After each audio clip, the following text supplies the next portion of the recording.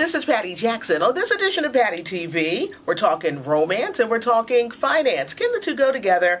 Yes, we've got the money coach, Lynette Calfani-Cox. It is such a pleasure to meet you. Thank you so much. Same here. This woman was in $100,000 in debt. It's true. She cleared it in 3 years. She's written a best-selling book about it, and Valentine's Day is coming up. That's right. Okay, so we're talking about, can the two coexist, the romance and the finance? Right.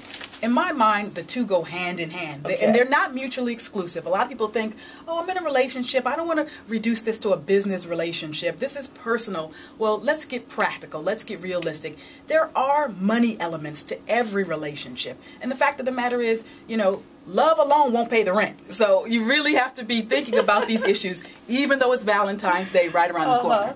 Okay, for a person who may be expecting a ring, an extravagant vacation, what should they do?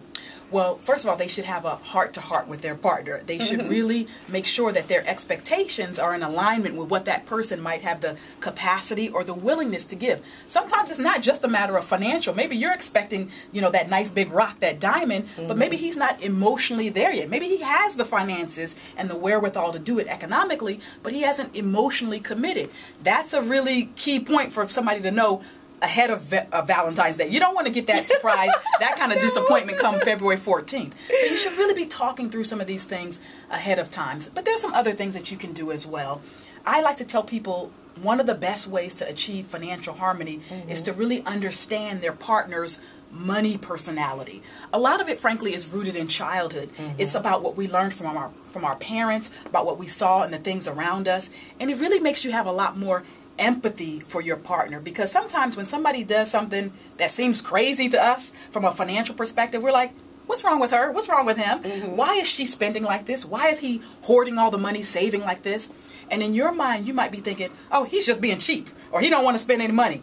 And that may not be it at all. It may be that perhaps he grew up in a household where the lights were constantly getting disconnected, or there wasn't enough money to pay the rent or the mortgage, or he saw mom and dad arguing about money, and now he has the money personality that says, I really want to provide for my family. I want to save. I want to have a secure economic environment, so I don't want to spend a lot of money. So if you can kind of get a little bit into his head, if that's the case, it at least helps you to understand your partner and say, okay, it's not that he's trying to deprive me. He's not trying to disappoint me by not taking me to Hawaii or the Bahamas or whatever.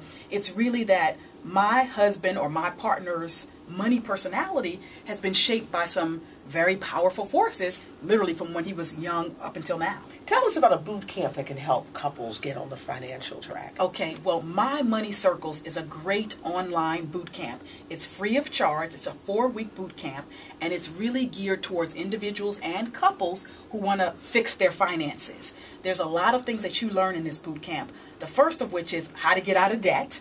And that's obviously a key, because the average American has about $10,000 in credit card debt alone. But you're going to learn a whole bunch of things: how to save money, how to plan for the future, how to get quick savings in your budget if you need to free up cash flow, and if you're kind of struggling and feeling like you're in that paycheck to paycheck place right now. The idea behind a boot camp for couples, though, is remarkably powerful, because you get a chance to not only talk about issues in a safe environment, but you get the experience of the experts who are leading the boot camp. I'm one of the experts. There are 6 others who lead My Money Circles.